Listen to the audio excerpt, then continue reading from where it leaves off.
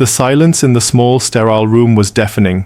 It was a silence filled with unspoken words, with the heavy weight of a final decision.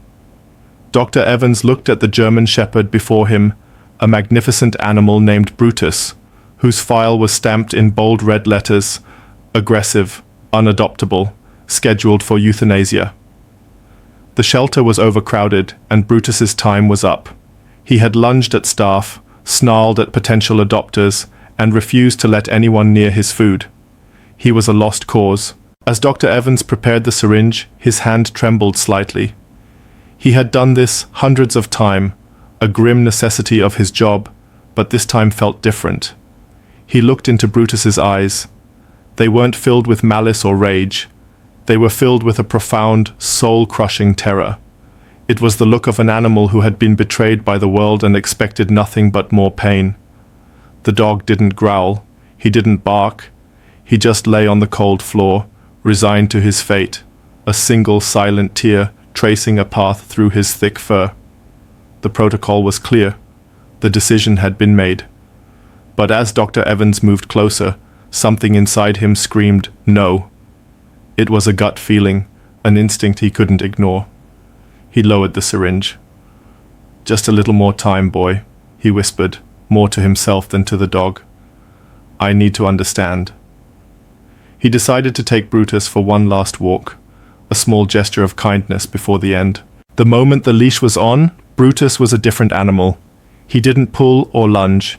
He walked with a strange, solemn purpose, his head held high, his ears twitching, scanning the environment not with aggression, but with hyper-vigilance.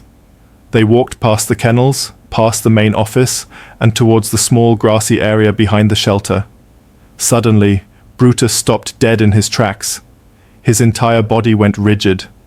A low, guttural growl rumbled in his chest, but it wasn't directed at Dr. Evans. It was aimed at the closed door of the supply closet, a small, windowless room at the back of the building. He planted his feet, refusing to move, his eyes fixed on the door. He began to bark, a frantic, desperate sound that echoed through the quiet afternoon. "Brutus, stop! What is it?" Dr. Evans tugged at the leash, but the dog was an immovable force. He was no longer a condemned prisoner. He was a soldier on high alert. Confused and a little unnerved, Dr. Evans tried to pull him away again. But Brutus then did something that defied all logic. He turned, looked directly at Dr. Evans with an expression of such intense pleading, and then nudged the doctor's hand with his nose before turning back to the door and barking louder. It was a clear, unmistakable message.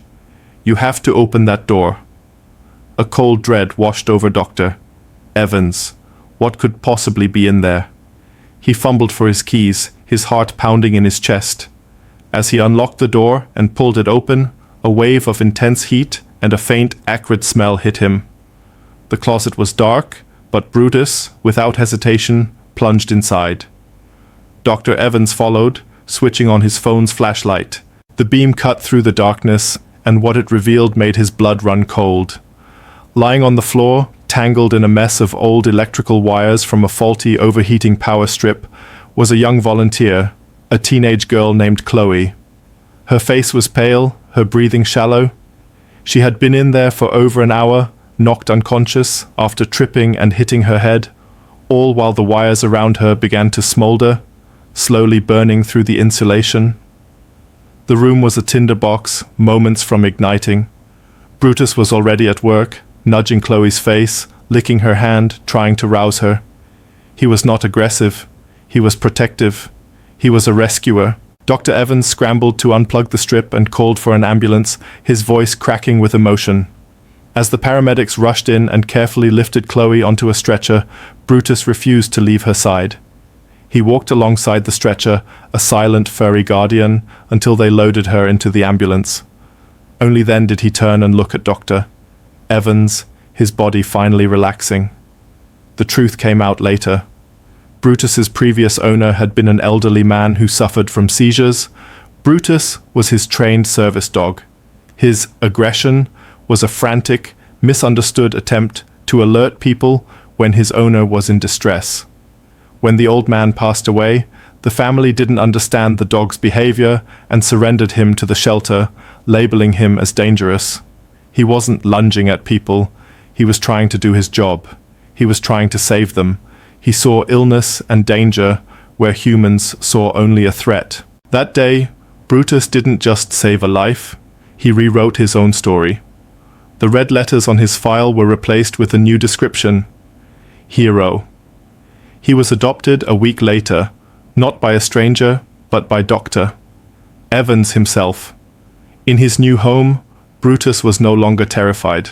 He was cherished, understood, and loved. Sometimes, what we label as aggression is actually a desperate cry for help, and the most dangerous souls are merely the most broken, waiting for someone to see past the fear and recognize the hero within.